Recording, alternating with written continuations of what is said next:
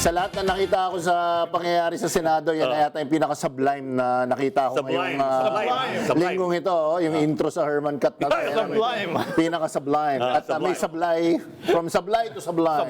Eh, hari na sublime. Oo nga eh. So, mga Alaskadora at Alaskadora, madalas nyo bang naririnig yung term na false flag operation? Uy, false flag. Oo eh. Big word. False flag operation. Ang terminong ito actually nagmula pa sa panahon ng digmaan pangdagat. Wow. So mga panahon ng mga lumang tao tulad ni Sec Ronald Llamas.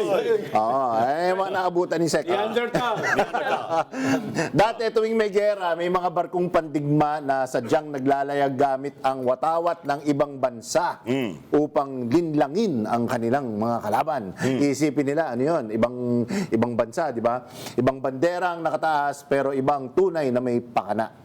False flag equals panlilin lang. Yan. Ngayon lilinawin ko kapag sinabing posibleng false flag operation, hindi ibig sabihin na yun ay agad ng katotohanan.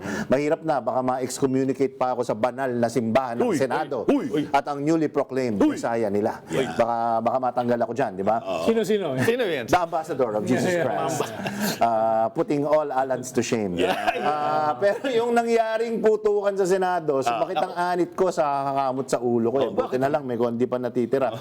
Alam kaya patama mo. Alam ka niyan, ha? Kasi remember, bago pa man umalingaw-ngaw ang mga putok, tinanong umano ang Sergeant at Arms ng Senado kung bakit armado ng gusto ang kanilang mga tauhan. Complete with bulletproof vests. Nakaano na sila, battle ready na sila. Battle gear. Ang sagot, may mga taong balak nilang arestuhin. nga pala, Precautionary naalala ko yan. measure, kuno. Ganun. Ilang minuto lang, pagkatapos ito, may putukan na. Ayun, naging Senate under attack na ang kwento. Yun. Mga perceived NBI agents daw ang salarin. By sheer coincidence, biglang handang-handa ang mga bagong mayorya ng Senado na mag-Facebook Live. Lahat sila, meron na silang script. Naka-Facebook Live na, may pailaw na. Humingi sila ng tulong sa NBI mismo. Problema, mabilis nag-deny ang NBI na may inilunsad silang operasyon. Biglang lumabas ang mala John F. Kennedy lone gunman scenario. Biglang naging lone gunman. Change script bigla. So ngayon, ang dapat tanggapin nating kwento ay may isang NBI volunteer driver. Take note, volunteer driver na miraculously umabot sa second floor ng Senado na may dalang baril. Daw, di ba? Walang orders, walang klarong motibo. Noong nakita daw ni Senate Sergeant at Arms Aplaska ang impending threat, nag-issue daw siya ng verbal warning at nagpaputok ng warning shot. Shot ba o shots? 32 warning shots, mga Alaskadora at Alaskadora. 32 warning shots. Yung NBI driver naman daw, nag-return fire ng 5 beses. Daw. 32 plus 5. 32 plus 37. Yes. Na yun, 37. Palitan na ang pangalan ng NBI volunteer driver na yan. Dapat gawing John Wick na dapat ang tao sa kanya mula ngayon. Ano kasi siya, one-man army. Diba? Sumugod lang siya, ganoon. Matapang ako, volunteer driver. Susugurin ko lang ang Senado, no reason. So as of now, yan ang pinakamaayos na paliwanag na gusto nilang lunukin ng taong bayan. Paliwanag ni Alan Peter. Ng Senado. Take note, as of today, wala pa ding CCTV. Tinatago daw, sabi ni Senator Jinggoy. Itago ang CCTV. Tago, i-secure. I-secure ang CCTV. Sabi niya, yun ang ibig sabihin. Ano bang sinabi na? Tago o secure? Itago. Itago ang CCTV. Pero nilinaw niya, i-secure na daw. Yeah, i-secure pala ibig sabihin. Caught in the moment Wala pang CCTV. Wala pang ballistic reports. Wala pang communication logs. May sapat na dahilan para magtanong tayo. At ang pagtatanong, take note guys, ay hindi kabaliwan o pagiging conspiracy theorist. Kasi sinasabi nila, nako, don't be a conspiracy theorist. False flag operation daw yan, fake, stage. Hindi ibig sabihin yon na conspiracy theorist ka. Responsibilidad ito ng isang mapanuring mamamayan. Dahil sa politika, hindi baril ang pinakamakapangyarihang sandata. Minsan ito ay ang kwentong nauna pang mabuo kaysa sa mga ebidensya. Advance, Kaya hanggat hindi nilalabas ang buong katotohanan, isa lang dapat ang tanong na paulit-ulit. Sino ang nakinabang sa kwentong agad na ikinalat. Sino ba yung nakinab? Sino nga ba ang Sige nga, nakinabang? pag-usapan natin yan kasi may The tinagsabi survey says. may tinagsabi si Direk eh.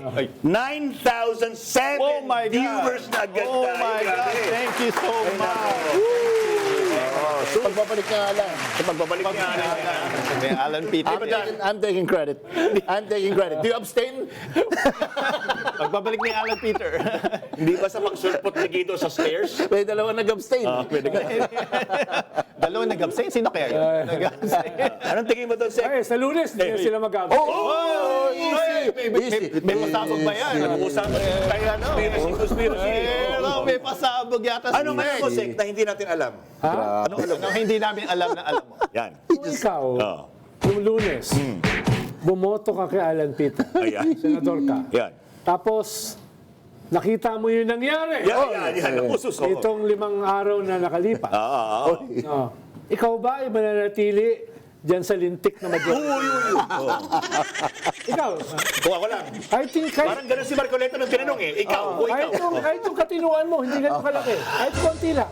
Self-preservation na lang ang pinag-uusapan dito. Oo. Kagaya ko si Alan Peter pag tinatanong. Oh.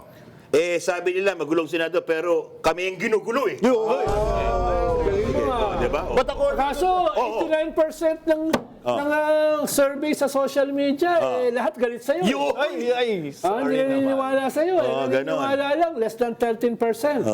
Diba? Sa ngayon, ano na sa social media, yun ang katotohanan. Yan. Oo, kaya kahit pa paano, no, mag-ayos ka. Ako parang ako naging ano. Si Alan. pero Seth, I must disagree. Because according to the Bible, Yan.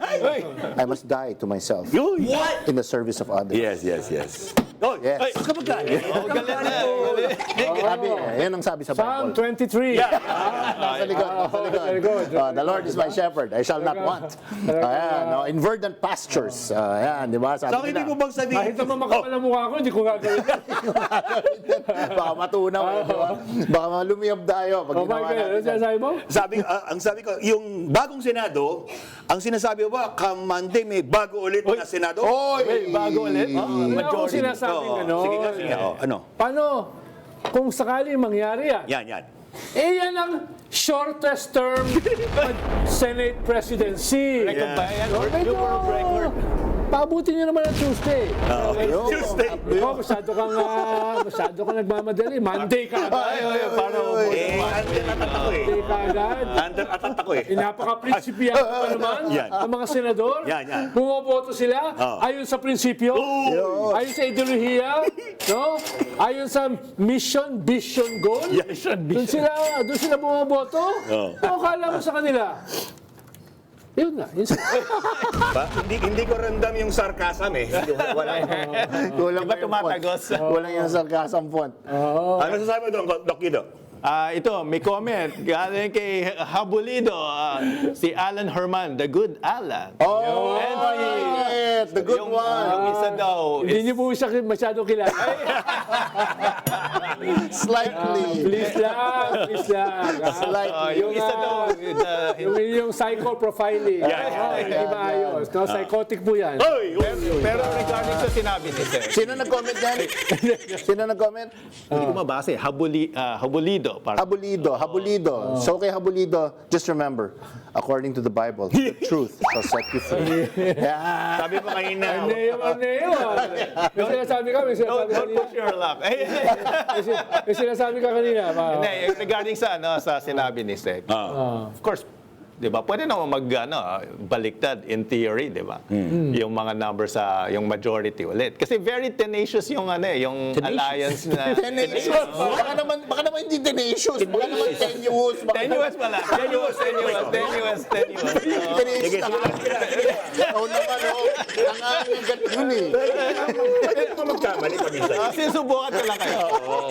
Sinusubukan yung vocabulary nyo. Very tenacious. Tenacious kasi. Tenacious eh. eh. Alam mo, pinawihan ko, Athanasius kasi.